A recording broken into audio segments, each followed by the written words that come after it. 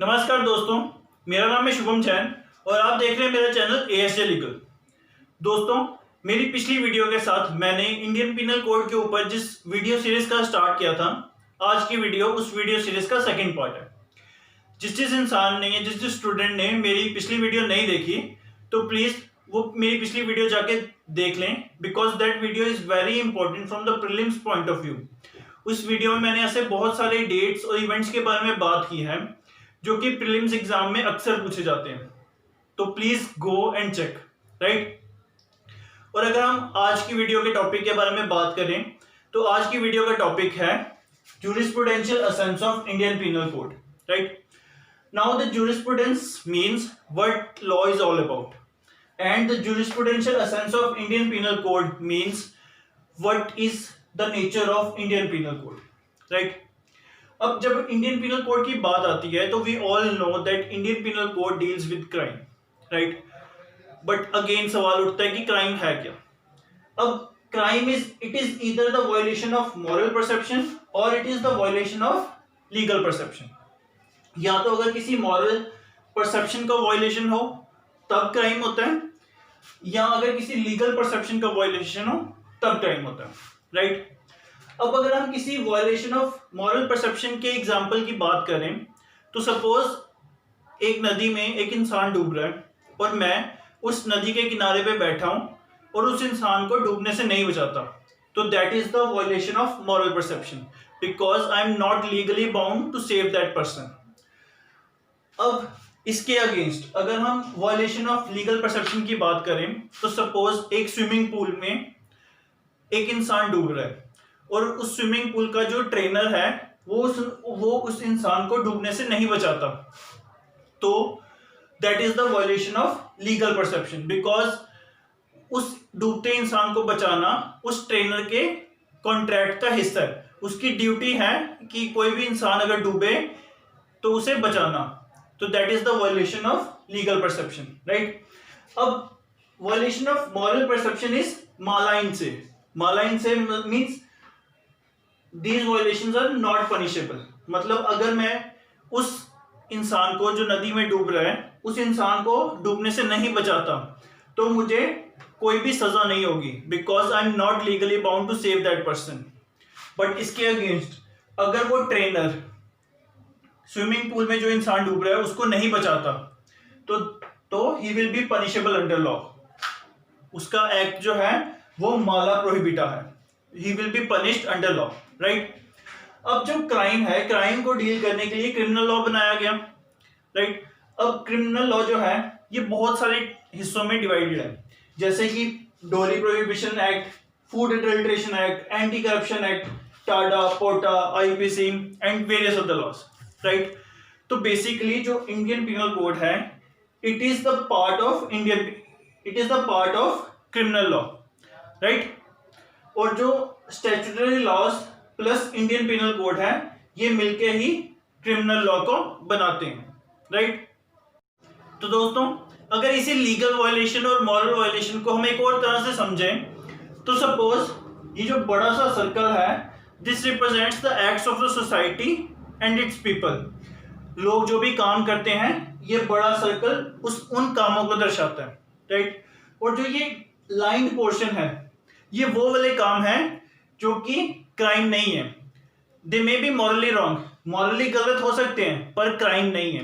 For example, अगर कोई बच्चा किसी क्लास में शोर मचाता है तो वो शोर मचाना मॉरली गलत है, हमें किसी भी क्लास में शोर नहीं मचाना चाहिए। बट जब तक शोर मचाने पे कोई लॉ नहीं बनता तब तक शोर मचाना, किसी क्लास में शोर मचाना, it is not a legal violation and only a moral violation, right. But इसके अगेंस्ट ये जो इनर पोर्शन है this represents that acts of the society which are termed as crime, वो काम जो कि क्राइम होते हैं। और जो क्राइम है वो इधर स्टैट्यूटरी लॉ के अंडर डील होगा या इंडियन पिनल कोड के अंडर डील होगा। And these acts are mala prohibita, मतलब punishable under law, and these morally wrong acts are mala in se, that means these are not punishable under law, right. और अगर हम specifically Indian penal code की बात करें तो Indian penal code is a public law, right. Because it protects the rights in rem. और rights in rem कौन से होते हैं? The rights which are available against the whole society, right. For example, मेरा राइट है कि कोई भी मेरे घर पे आके चोरी नहीं कर सकता या कोई भी मेरा मर्डर नहीं कर सकता। These are my rights. अब मुझे हर किसी इंसान को जाके ये बोलना नहीं है कि तुम मेरे घर पे चोरी नहीं कर सकते या तुम मेरा मर्डर नहीं कर सकते, because these rights are protected by Indian penal code, right. दोस्तों, अब इंडियन पिनल कोड को बनाने का जो बेसिक मकसद था वो था to maintain stability and security in the society. मतलब सोसाइटी में, समाज में एक स्टेबिलिटी बनाना और लोगों को सिक्योरिटी प्रोवाइड करना ही इंडियन पिनल कोड को बनाने का बेसिक मकसद था, ताकि जो लोग हैं उनका विश्वास कानून पर बना रहे। बट अगर इसके बाद भी कोई ऐसा एक्ट होता है जिससे सोसाइटी की कॉन्शियस को इफेक्ट होता है और अगर वो एक्ट भी इंडियन पिनल कोड के अंडर मना किया गया है, then that act will be called as public wrong. मतलब ऐसा माना जाएगा कि वो जो क्राइम हुआ है वो क्राइम पूरी सोसाइटी के अगेंस्ट हुआ है, और इसीलिए सोसाइटी इंडियन पिनल कोड में या क्रिमिनल लॉज में इट इज द सोसाइटी और state which punishes the offender. मतलब जिसने क्राइम किया है उसे स्टेट पनिश करती है, ना कि इंडिविजुअल पर्सन, राइट। ताकि जो लोग हैं उनका विश्वास कानून पर बना रहे। दोस्तों, अब जब हम कानून की बात करते हैं तो हमारे सामने दो तरह के बिहेवियर पैटर्न सामने आते हैं।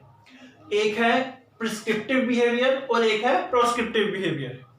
अब जो प्रिस्क्रिप्टिव बिहेवियर होता है इसमें हमें रूल्स और रेगुलेशंस या कोड ऑफ कंडक्ट दिया जाता है, बट इनकी वायलेशन को पनिशेबल नहीं बनाया जाता। बट इसके अगेंस्ट जो प्रोस्क्रिप्टिव बिहेवियर होता है इसमें हमें जो रूल्स और रेगुलेशंस या कोड ऑफ कंडक्ट फॉलो करने को बोला जाता है उनकी वायलेशन को पनिशेबल भी बनाया जाता है, राइट। और दोस्तों, ये सब चीजें समझने के बाद जो सबसे बड़ा क्वेश्चन हमारे सामने आता है वो ये है कि कब कोई काम अपराध बन जाता है, when any act becomes crime. और ये सब जो चीज है, कब कोई काम अपराध बनेगा, this all depends upon the conscious of society.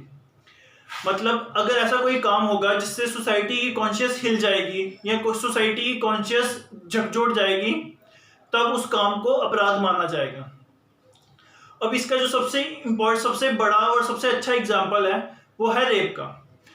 अब दिल्ली गैंग रेप केस से पहले जो रेप था उसमें मैक्सिमम 7 इयर्स की पनिशमेंट दी जाती थी और कभी भी डेथ सेंटेंस नहीं दी जाती थी। बट जब निर्भया गैंग रेप केस हुआ तब सोसाइटी कॉन्शियस इतनी हिल गई कि लॉ को अमेंड होना पड़ा और रेप के लिए डेथ सेंटेंस भी दी जाने लगी। दोस्तों, अभी हमने पढ़ा कि कोई भी ऐसा इमोरल एक्ट जिससे सोसाइटी की कॉन्शियस हिल जाए तो उसे हम क्राइम बोलते हैं।